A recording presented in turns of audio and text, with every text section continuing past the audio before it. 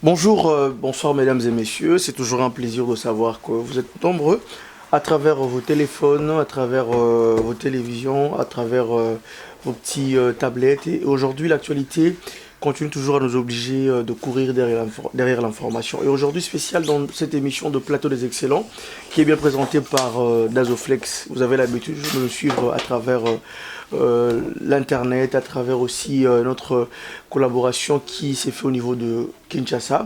Et aujourd'hui spécialement dans le cadre de la politique, on s'est dit on doit courir derrière une icône vivante parce que les icônes, on en connaisse beaucoup, mais il y a toujours une différence qui s'est faite. Alors aujourd'hui, on dirige notre micro à travers Monsieur Kabaïdi ou Kabaïdi. C'est là, le président de cette organisation de OCC, donc où on retrouve plusieurs présidents de leadership, mais lui fait partie de président de cette grande association de OCC. C'est par lui qu'on va essayer de parler un peu sur différents sujets qui est de l'actualité, qui est aussi de l'histoire, parce que nous savons bien que le Congo, j'ai toujours dit que c'est un pays où l'histoire doit être écrite par des Congolais. Alors, en ces jours, nous savons qu'il y a toujours ces sens où on s'est dit qu'il y a toujours, comme si on est en train de nous apprendre des choses sur le Congo que de fois nous ne maîtrisons pas. On est obligé de courir derrière ses papas, derrière ses grands-pères qui ont connu le vrai Congo et de nous apprendre aujourd'hui à cette grande jeunesse qui vient de naître. Alors, héritier Sax TV avec nous, on va essayer d'ouvrir notre champ. On va essayer déjà de dire bonjour, messieurs Kabaïdi ou Kabaïdi. Bonjour, bonjour, mon cher, bonjour. Vous allez bien? Tranquille, merci. Alors, aujourd'hui, je rappelle bien à nos téléspectateurs, pour la première fois dans cette émission Plateau des Excellents, et vous avez excellé plus dans le domaine de la politique. Pour ces personnes qui peuvent peut-être avoir, de ne pas plus avoir votre idée encore, comment on peut vous retrouver facilement par rapport à une certaine image ancienne? Écoutez, d'abord, je vous remercie. Ouais. Je tiens d'abord à préciser que je ne parle pas en tant que président de l'OCC, Ouais. parce que dans l'OCC, nous sommes en leadership collectif, Ok. dont je suis un des présidents. Bon, en ce qui concerne la République démocratique du Congo, que nous avons évolué depuis l'époque coloniale, au passage à l'indépendance, et ensuite sur les 3 régimes qui viennent de s'écouler. Et par rapport au dernier, surtout, c'est comme ça que nous voudrions nous exprimer un peu. Pour faire droit à la vérité, parce qu'il nous semble qu'il y a des incohérences à l'heure du changement. Et nous, en tant qu'organisation citoyenne pour le changement, nous tenons d'abord, n'est-ce pas, à donner lieu à rétablir certaines vérités sur un château de mensonges et de faussetés que l'on veut imprimer encore une fois au Congo. C'est pour dire que d'abord, au premier titre, nous voulons évoquer l'affaire de la coalition au pouvoir aujourd'hui. Ok. Beaucoup reprochent, parlent, n'est-ce pas, de coalition, veulent impliquer un certain mode inexistant que le président Félix Tshisekedi aurait adopté. Nous voulons rétablir les choses pour dire que ce n'est pas la première coalition qu'on connaît avec Kabila. La coalition a commencé avec Gizenga Antoine. Okay. Les gens semblent l'oublier et faire encaisser au jeune président Félix Tshisekedi ce qui n'est pas besoin, n'est-ce pas, de lui recharger. Donc, c'est pour rétablir d'abord cette première vérité-là, c'est que La première coalition a commencé avec Antoine Gizenga, feu Antoine Gizenga, le patriarche de Palu. Et nous savons comment les choses se sont engagées. Et nous savons également, n'est-ce pas, que par exemple, Gizenga affichait l'emblème de son parti avec 6 étoiles. C'est-à-dire que le parti soutenait les 6 anciennes provinces du Congo. Mais c'est le même pouvoir avec la même coalition de Kabila et Gizenga qui ont mis en place les 25 provinces, 26 provinces. Donc c'est tout à fait autre chose. Donc on ne peut pas impliquer le président Félix Tshisekedi d'inaugurer la coalition au Congo. Si on essaie de comprendre, alors aujourd'hui la coalition au Congo, c'est pas du nouveau, parce que ça a déjà commencé, comme vous l'avez précisé, avec monsieur Antoine Gizenga. Et aujourd'hui, si les gens s'acharment sur le président actuel Félix Tshisekedi... Ben oui, mais à tort. À tort. À tort qu'ils s'acharnent sur Félix Tshisekedi. C'est pas parce qu'ils se disent que voilà... Mais non, mais écoutez, c'est dans les habitudes de Kabila, c'est dans les habitudes que le Congo ont acceptées. Donc lui n'est pas le premier, n'est-ce pas, à avoir inauguré ça. Ça existe depuis Antoine Gizenga, il ne faut pas oublier ça. Je mens, je dis vrai, non, vous pouvez lire. C'est vrai. Merci. Merci. Okay. Merci beaucoup, je pense qu'on est en train de... Il faut préciser ça. Ouais, il faut préciser. Merci beaucoup, monsieur Kabaïdi, qui est en train de nous aider à bien comprendre au cours de notre émission. Alors aujourd'hui, en parlant de cette coalition, on est en train de se dire que où ça va aboutir à quoi aujourd'hui entre le CACH et le FCC? C'est quoi la finition, ça sert à quoi? Ben, ça va aboutir à ce que nous allons dire, exploiter tout à l'heure, en matière de changement. Ah ok, d'accord. Bon, nous sommes tout à fait contents qu'un gouvernement soit mis en place. Ok. Et pour ce gouvernement-là, nous pensons que c'est une ère nouvelle qui s'ouvre où politiquement nous devons tous, n'est-ce pas, apporter notre pierre. Tant pour la construction du pays, l'établissement des équilibres. Okay. Parce que quand nous parlons de changement, un changement qui s'établit sur quoi? Le changement que nous connaissons aujourd'hui s'établit sur l'état de droit, proclamé par le président Tshisekedi et unanimement accepté par le peuple. Alors, à partir du moment où ce changement est unanimement accepté, nous tenons à ce qu'il y ait un certain respect des règles. La première règle, à mon sens, c'est d'abord définir que pour un changement, on doit évoquer une logique de bouleversement d'habitudes et de comportements. Et pour un changement, il faut un renversement et une inversion des valeurs de la gestion de la chose publique qui doit s'opérer dans les opinions publiques par des effets visibles sur les conditions d'existence de la société, au même titre que cela a été sur les travaux des 100 jours. Donc nous voulons, pour ce changement, du visible et du palpable. C'est bien simple, lui-même, n'est-ce pas, il a dit tout à l'heure, là, il y a 2 jours, dans un speech qu'il a fait dans le discours avant l'installation du gouvernement.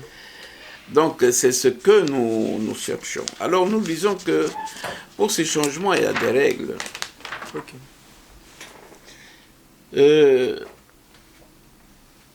Les respects des règles d'abord, qui soient des règles qui soient conformes à la Constitution, aux lois, aux droits et à l'éthique. Nous avons quitté, fini, nous disons que fini, la République bananière. Quand on dit fini la République bananière, cela veut dire également, n'est-ce pas, cela implique que fini la loi de la jungle au Congo. Ok. Bon. Quand nous disons fini la loi de la jungle, nous disons qu'il faut également, n'est-ce pas, qu'on puisse établir le devoir d'affranchir le peuple congolais de libérer le peuple congolais de l'oppression, de la tyrannie, de le libérer des chaînes injustes et de l'occupation étrangère. Affranchir, d'abord, pour affranchir le peuple, il faut d'abord s'affranchir soi-même. Nous nous intéressons également, n'est-ce pas, aujourd'hui, aux gens de la prétendue plateforme qui est le FCC. FCC, ouais. Nous pensons qu'avec le changement, avec l'état de droit, ils ont l'obligation de s'affranchir, c'est-à-dire de se libérer de ce qui n'est pas, de ce qui n'existe pas, d'un étranger qui est là. S'affranchir veut dire quoi? C'est-à-dire ne plus suivre les directives. Mais vous pensez que ça sera facile? Se libérer. Ça sera facile de se libérer? Est-ce que ça sera facile que tous ces groupes de FCC s'est libérés à une ancienne dictature qu'on a eu à constater pendant un temps par rapport aux intérêts personnels? Nous avons parlé ici de quelque chose de très important. Oui. Nous avons parlé de la libération, de l'homme qui doit se libérer. Oui. Des chaînes injustes. Ces gens sont enchaînés. Mais je pense que pour une question de bonne conduite et de bonne mœurs, pour une question d'abord, n'est-ce pas, d'amour du pays et d'engagement, n'est-ce pas, des valeurs positives que le pays exige dans un état de droit, il est clair qu'un homme mûr, responsable, doit se dégager des mains de son bourreau. Kabila n'est autre chose que le bourreau de la République. Alors c'est une question de conscience. Comment un homme aujourd'hui, qu'on les appelle des honorables, ils sont garantis, n'est-ce pas, de leurs indemnités assez solides, qui viennent de l'État et non pas de Kabila. On peut comprendre que hier, ils étaient encore liés parce qu'ils vivaient derrière lui. Dans la recherche des moyens, des revenus. Mais aujourd'hui, ils ont des revenus assurés. Donc, qui ne viennent pas de la poche de Kabila, mais qui viennent de l'État, du trésor congolais. Qu'est-ce qui peut les lier encore? Mais c'est le moment, justement, de s'affranchir. S'affranchir, c'est quoi? On était esclave de quelque chose et on se libère. C'est une décision qu'un homme normal et conscient de ce qu'il est doit pouvoir prendre. Nous n'avons pas de leçon à donner là-dessus. Voilà. C'est ce que nous attendons dans le contexte du changement, que l'homme congolais sache qu'il ne peut pas être constamment géré par un petit va-nu-pied intellectuel, alors qu'il est honorable aujourd'hui. Pour que le peuple l'honore, il doit poser des actes. Nous revenons à ce qu'on a dit. Des actes visibles. Des actes palpables. On l'appelle à Kingakati, il dit non, je ne viens pas. Je siège. Et vous pensez que ça serait très facile qu'on arrive à cette décision avec tous ces gens qui l'entourent par rapport aux intérêts personnels, c'était ça? Je pense que notre discours aujourd'hui, c'est un discours porteur de morale. Ok. Voilà. À bon entendu, nous disons salut. Merci. Voilà. Alors, je rappelle bien que nous sommes en face de Papa Kabaïdi Wakabaïdi. Donc, je rappelle que c'est l'un des présidents de cette organisation, donc OCC, l'un des présidents de... Oui, voilà, exact. Voilà. Alors, aujourd'hui, on essaye de parler avec lui sur l'histoire du Congo, sur ces grands moments où aujourd'hui, on est en train de se poser mille et une questions. On a commencé à parler sur cette coalition qui s'est fait aujourd'hui entre le FCC et le CACH. On est en train de parler aussi sur ces nouveaux gouvernements où on est en train de parler sur le droit, l'état de droit, où on est en train de demander qui doit être impliqué. Et surtout, en avançant, on va un peu essayer de savoir avec notre papa Kabaïdi. Aujourd'hui, on est en train d'avoir de murmures, on est en train d'avoir de soupçons par rapport à une inspection générale sur les finances. On s'est dit il faut qu'il y ait une audite par rapport à tout ce qui se passe au Congo. Qu'est-ce que vous pouvez dire sur ça? Ce sujet d'importance. Mais à notre avis, dans l'OCC, nous pensons que c'est de la diversion. C'est pour égarer l'attention des gens sur les grands principes de gestion. L'exercice d'inventaire qu'on doit faire, ce n'est pas sur une question de banalité qu'un autre avocat ne soit démontré que c'était nul et non de nul effet. La question d'importance, c'est d'ouvrir un audit national pour établir l'état des lieux du mandat passé.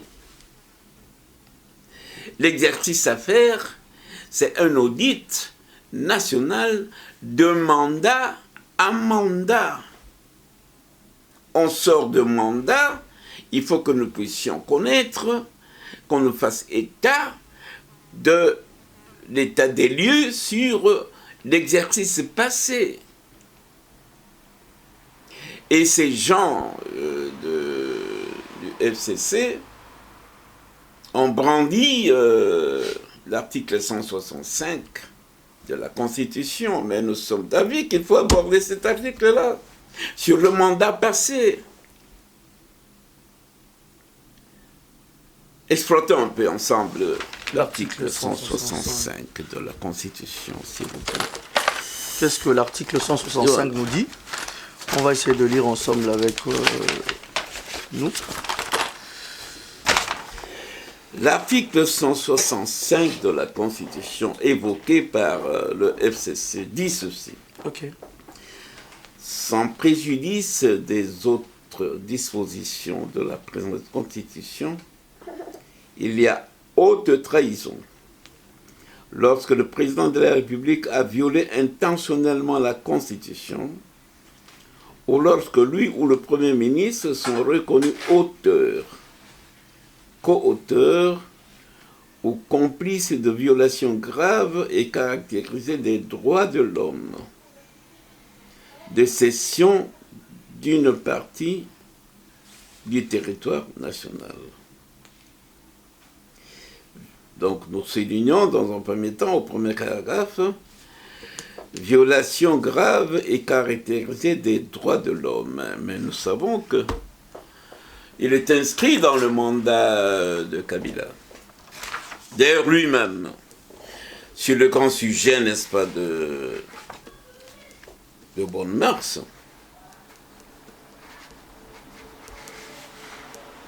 n'est-ce pas le moment d'établir le flou identitaire ou l'énigme identitaire de Kabila et de sa famille? N'est-ce pas le moment? S'appelle-t-il Kabila ou il porte le nom par imposture? Est-il congolais ou il a triché par imposture? A-t-il été au pouvoir correctement ou l'a-t-il été par usurpation? Voilà les choses importantes qu'on doit voir. Kabila n'a jamais été congolais. Puisqu'il dit qu'il est Kabila, il est fils de Kabila, Il porte le nom de Kabila. Alors donc, sa sœur aussi porte le nom de Kabila, par hasard. Son frère aussi porte le nom de Kabila, par hasard. Tous, ils sont aînés, n'est-ce pas, de Kabila Laurent? Interrogation. Mais puisqu'ils sont de Kabila Laurent, ils disent, comme ils disent, et de leur maman, prétendument, Sita. Sita. C'est aussi simple d'établir, Sita est en vie, Madame Sita est en vie. C'est aussi facile d'établir, n'est-ce pas, un test ADN sur les trois, par rapport à Sita, la dame Sita. Laurent étant mort, bon, alors nous avons les trois qui sont là vivants. Et nous avons Maman Sita qui est vivante. Maman Sita, oui, et aussi le fils de... le président Clinton aux États-Unis n'a pas hésité d'accepter un test ADN. Quand il a été soupçonné, mis devant les faits. Oui. Mais Kabila n'est plus le président, c'est le moment de s'en saisir, de s'en emparer. La justice fait quoi? On revient sur le tas le voile d'abord sur l'énigme identitaire de Kabila, sur la question de l'imposture. Et puis après, nous savons que pour toutes les élections qui sont passées, qui sont déroulées, nous savons très bien que Kabila, partout, d'abord, le cardinal Echao, c'est lui le premier qui a déclaré, qui a exigé la vérité à les urnes. En 2006, c'était pareil. En 2011, c'était pareil. Donc, récidiviste. C'est pas du nouveau. Récidiviste en matière d'usurpation de pouvoir. Okay. Donc, c'est quelqu'un qui ne vient pas de bonnes mœurs. Alors, en matière de bonnes mœurs encore, nous attaquons autre chose. Il a tué à Tingi-Tingi, c'est un chef de guerre. Il a tué les massacres de Tingi-Tingi. À Kinshasa, aux élections de 2006, il a organisé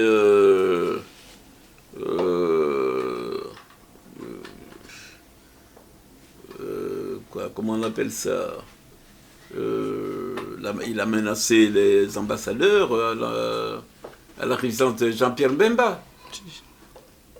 Oui. Il a fait tirer sur les bureaux de Jean-Pierre Bemba et sa radio et sa télévision. C'est connu. L'ordre est émané de lui-même. Et puis après, il y a eu les massacres des gens de l'Équateur, combinés avec les massacres des Mbodi à Congo. Alors, droits de l'homme, violation des droits de l'homme, c'est ça. Bon, quant aux autres massacres, n'en parlons pas. Nous connaissons, par exemple, il n'y a pas longtemps, les fosses communes, la fosse commune de Maluku.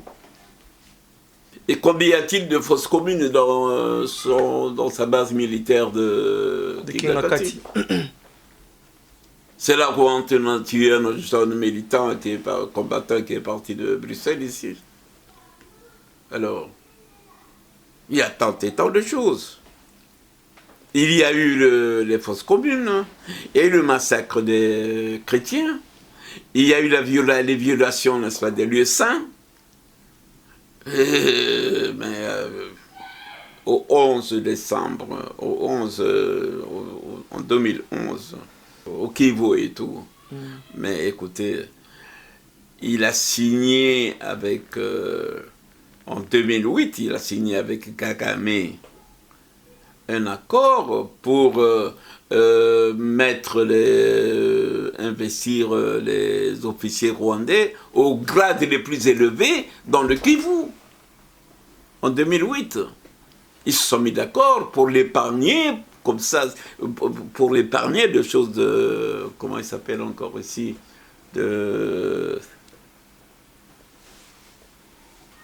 l'ami de Bosco Tangana, là, comment il s'appelait?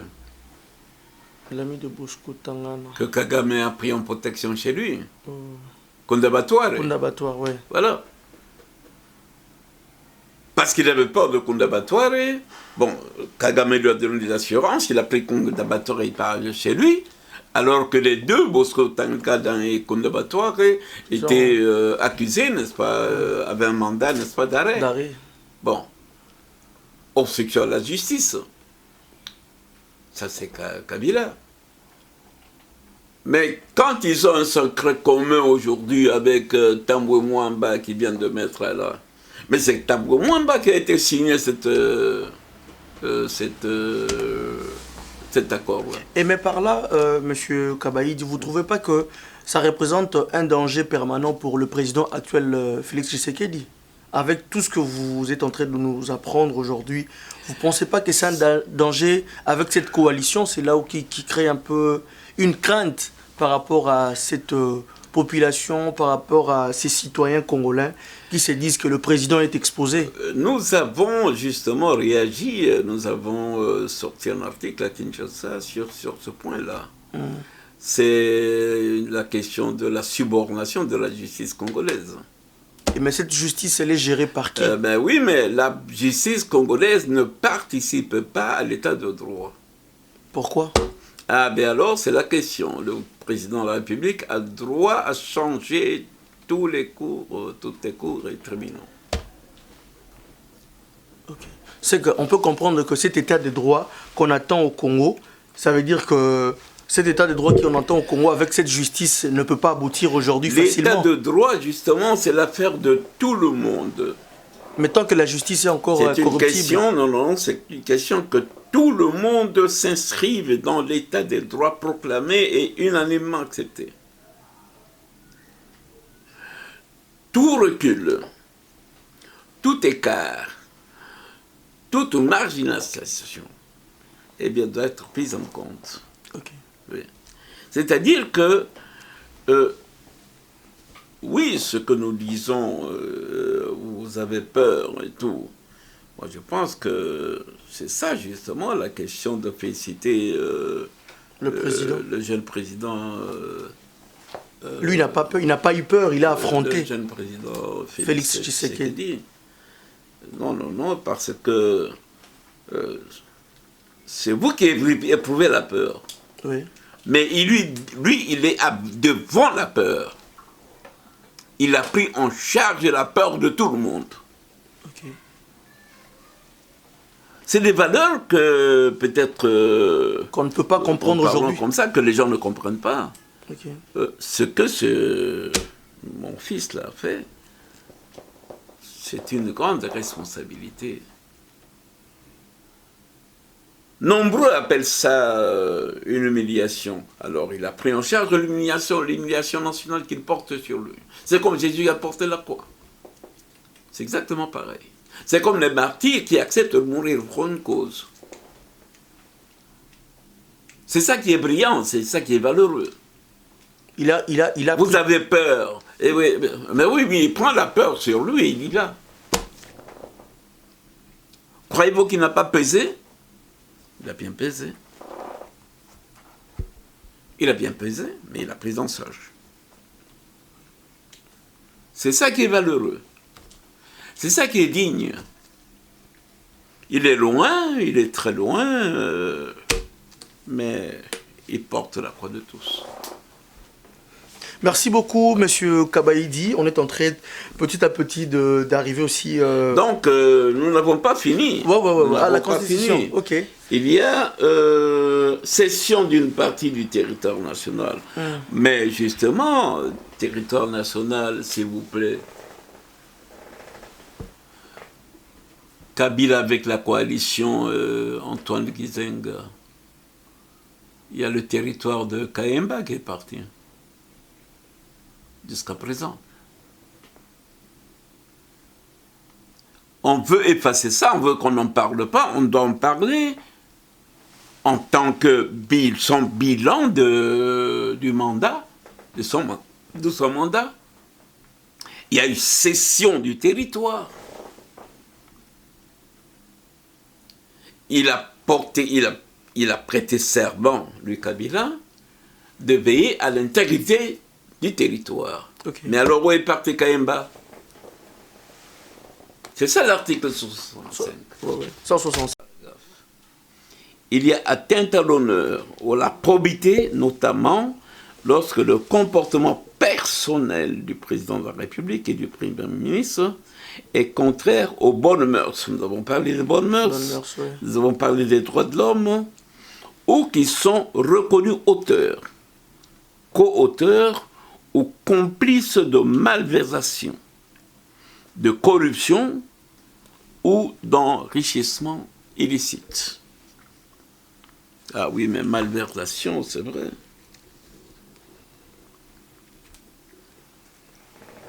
Malversation, nous avons connu, selon le rapport Lutundula, il y a les contrats miniers qui ont été signés pour le Congo,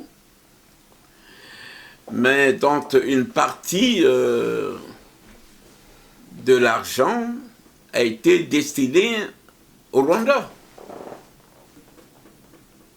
Malversation pure. Le rapport de Tondula est là. Et tout ça, c'est la justice qui doit prendre en charge. Pardon? C'est la justice qui doit continuer à faire ces... mais oui, justement, non, écoutez, ils ont demandé qu'on parle de l'article 165, hein, s'il vous plaît. Ouais.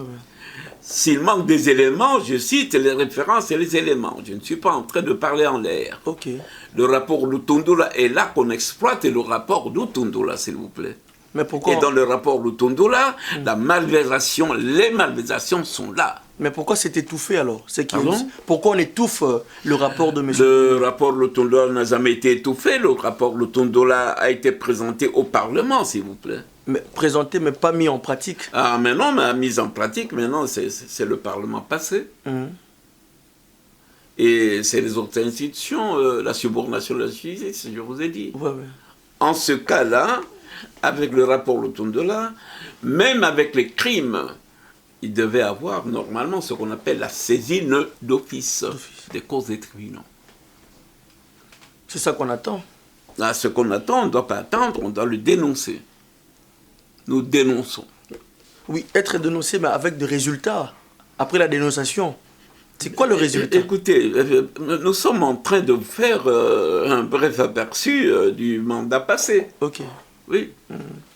Et on espère bien que dans je vous ai dit au départ, il faut un audit national.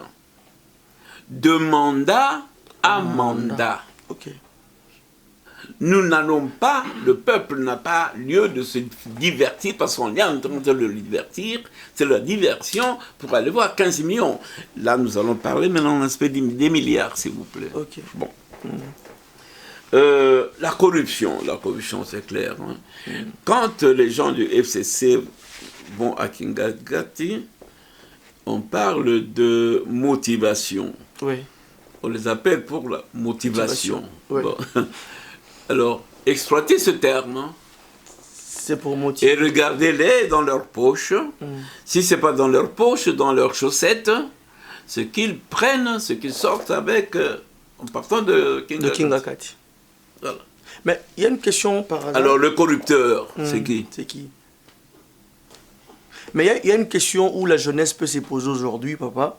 Mais pourquoi aujourd'hui on retrouve tous ces anciens papas, dirigeants qui ont eu à travailler avec le président Mobutu, qui viennent s'humilier devant le président sortant, M. Kabila? C'est sur base de quoi en fait?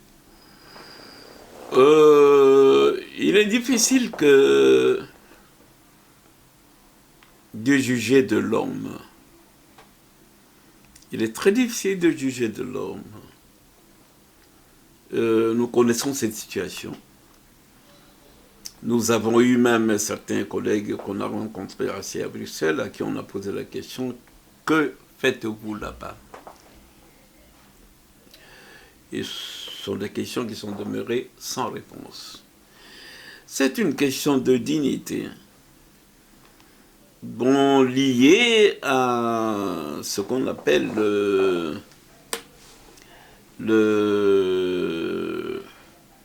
les réflexes conditionnels du chien de Pavlov.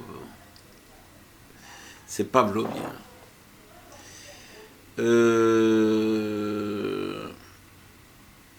en développant le Pavlov, donc en développant ces réflexes, ce principe, il dit ceci, mettez le chien, affamez-le, et après commencez à lui donner un petit morceau, en l'obligeant de faire tel ou tel geste. Okay. Il suit le geste. Donc, c'est justement ce qu'on appelle en sociologie ou en économie,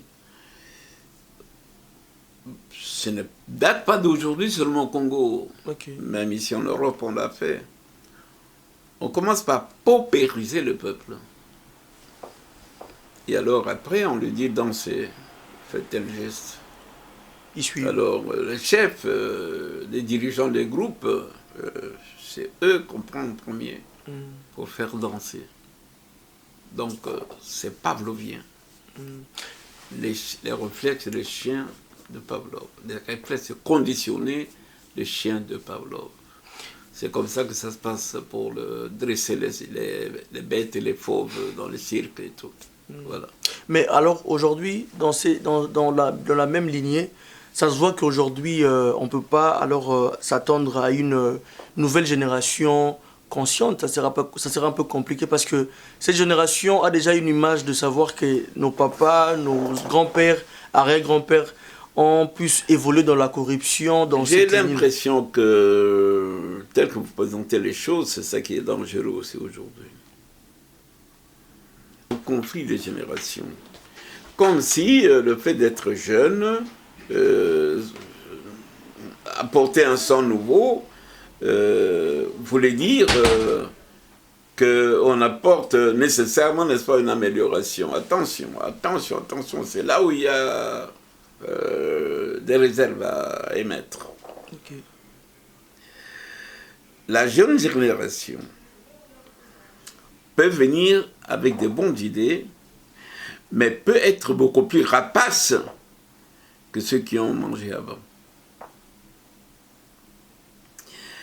Peut avoir des dents de loup beaucoup plus croquantes,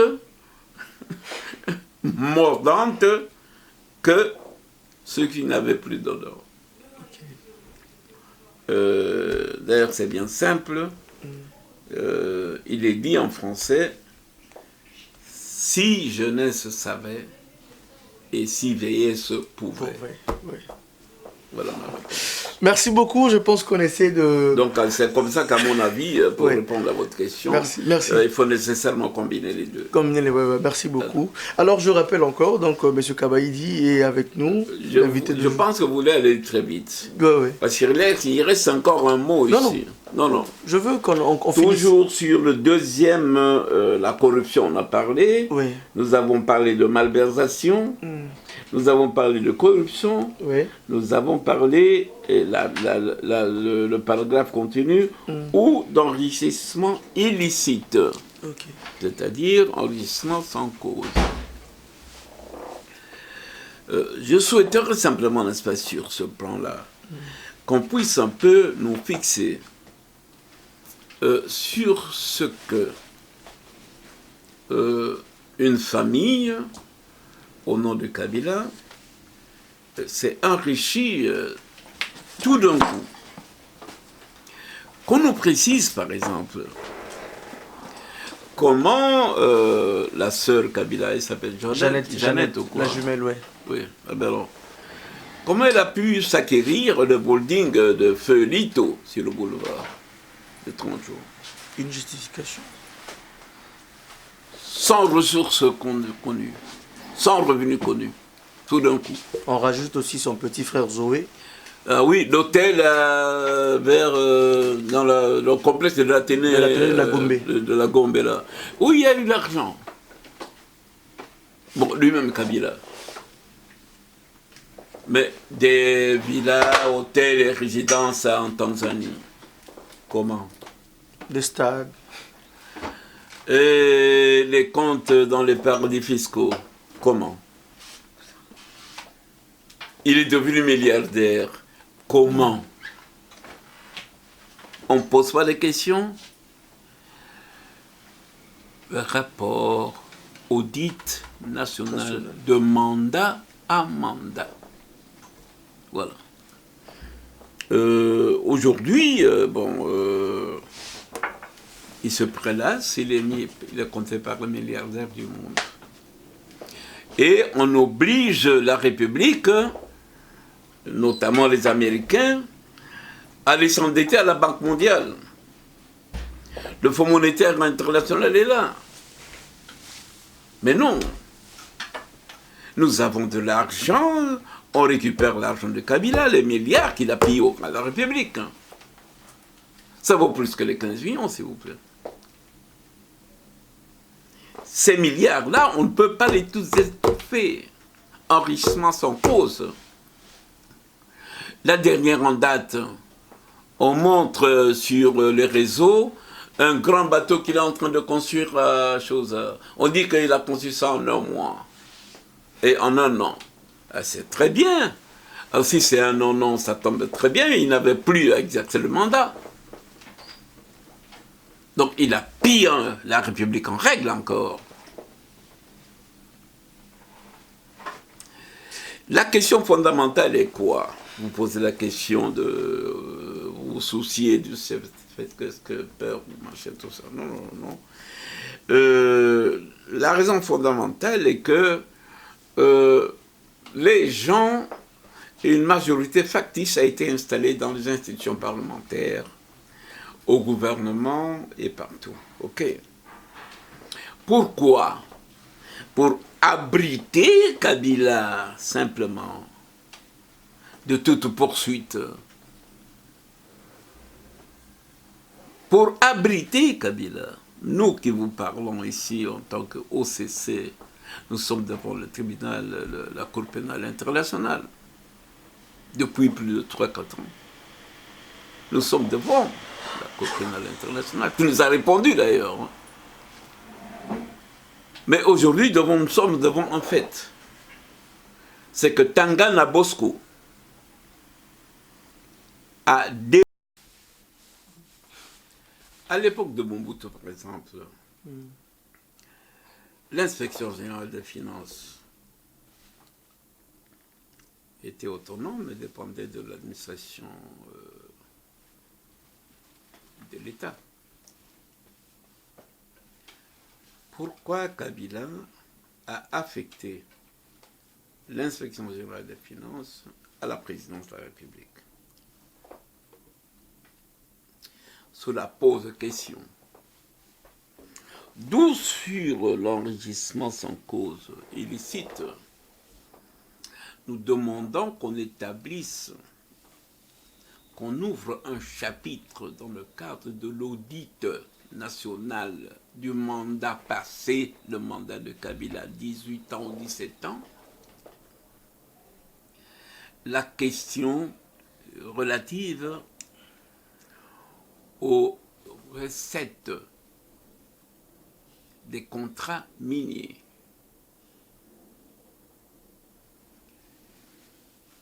Les exploitants miniers, moi je n'appelle pas ça les investisseurs, les exploitants miniers, à qui versent-ils leurs contrats, les finances liées à leurs contrats? Et qui les gère? Où sont partis tous les contrats des milliers de puits qu'on a distribués au Congo, de puits miniers? Où sont partis, où se trouve cet argent? Pour avoir un budget de 4 milliards chaque mois, tout ça.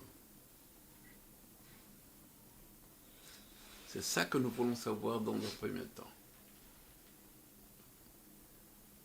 Comment a-t-il pu disposer des milliards? Il sort de 17 ans de pouvoir, milliardaire, des fonds logés dans les Bahamas.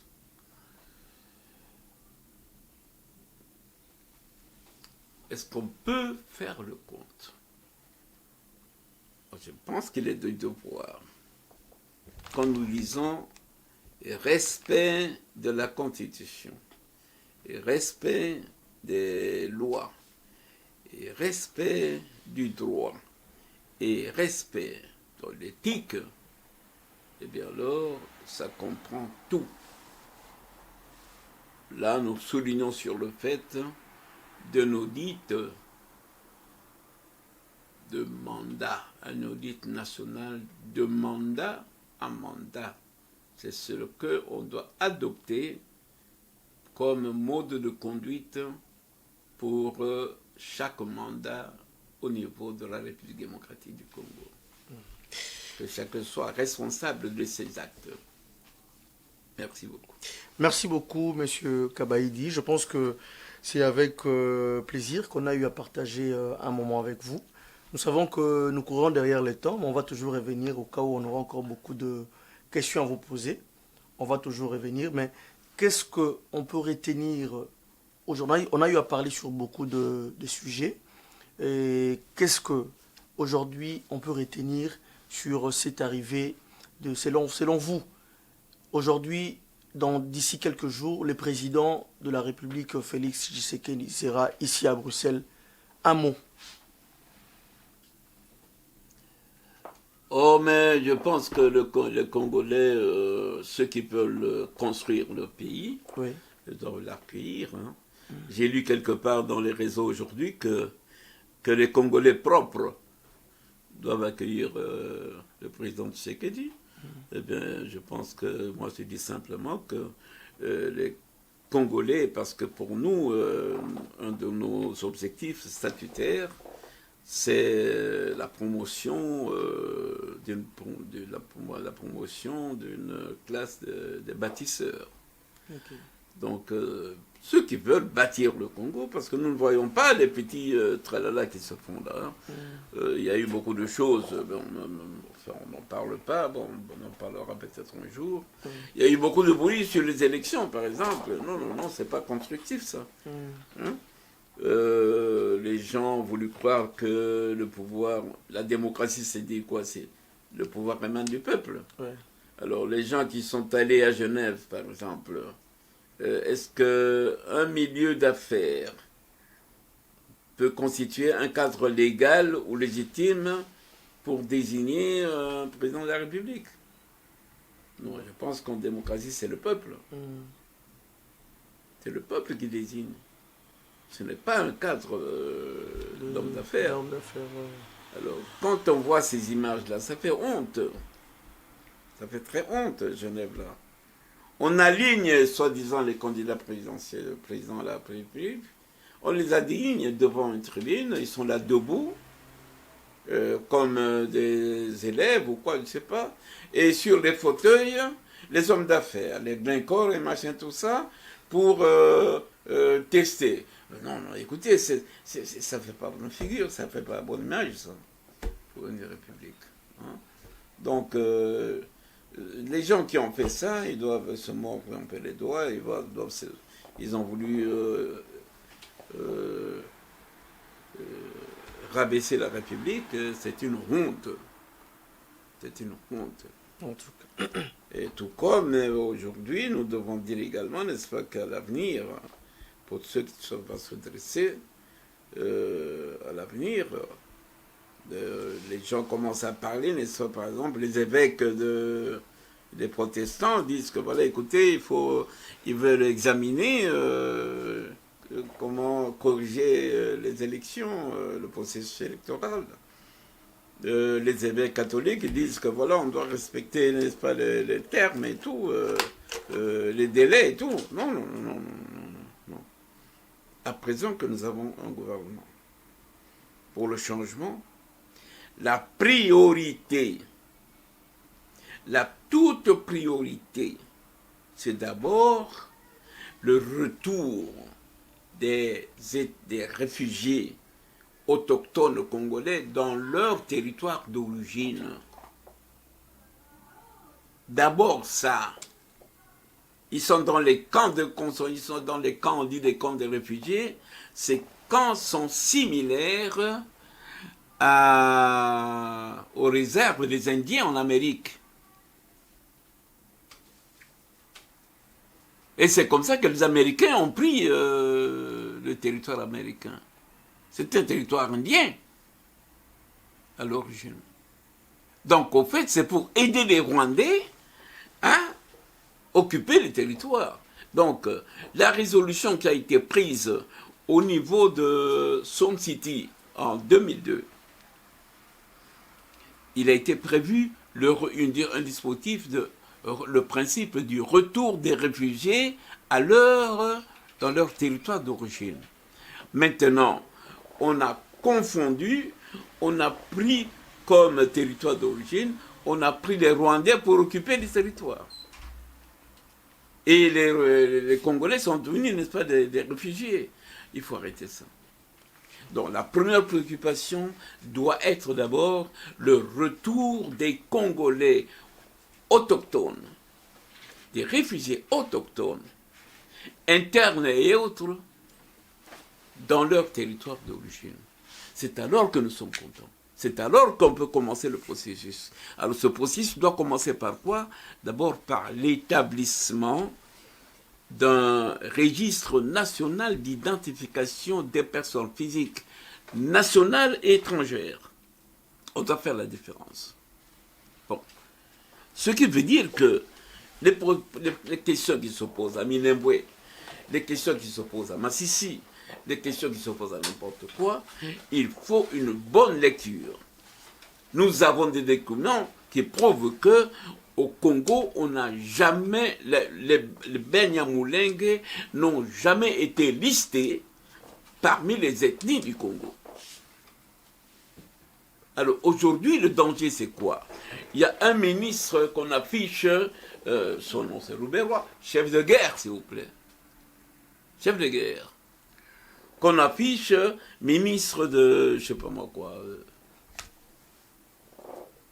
décentralisation et réforme institutionnelle.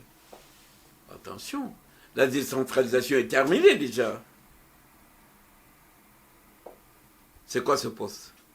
Et puis les réformes institutionnelles se font par les lois et non pas par le gouvernement. C'est par les lois, sur base de motion d'une intervention ou quoi, qu'on arrête la nécessité d'une réforme. C'est après que le parlementaire a décidé que ensuite ça passe pour la mise en forme, l'application. On n'a pas besoin d'un ministère pour ça. On n'a plus besoin de ministère pour la décentralisation. C'est déjà fait, il y a déjà les 26 territoires. La question, c'est aujourd'hui, c'est la viabilité de rendre viables ces provinces. C'est pas autre chose. Donc, qu'on ne se trompe pas, Et alors ensuite, quand on a fait le registre, on a établi le registre national d'identification des personnes physiques nationales et étrangères, concomitamment, on met ensemble on émet l'identification nationale, ok? Et les choses vont. Merci. Merci beaucoup, monsieur Kabaïdi. C'est un plaisir de vous avoir sur notre plateau. On vous dit merci. C'est moi qui vous remercie. Merci. Alors, c'en est fini pour aujourd'hui, mesdames et messieurs. Je pense que cette émission sera diffusée sur votre page que vous aimez bien. Congo 10, ça sera diffusé sur Tam Tam Vision, ça sera diffusé sur Dazoflex Productions, sur SAS Connect avec Héritier Herman.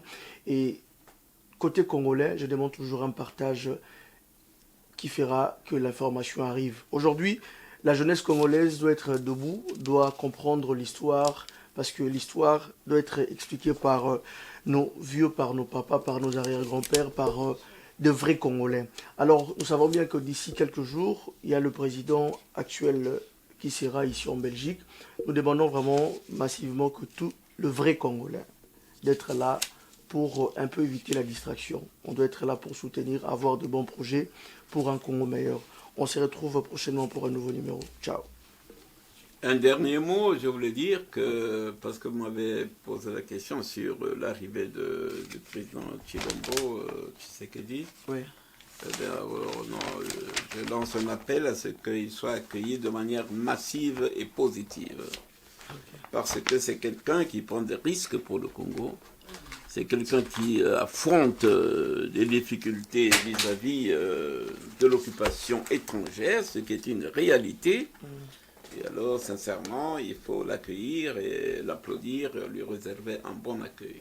Ah, merci. Merci. Merci.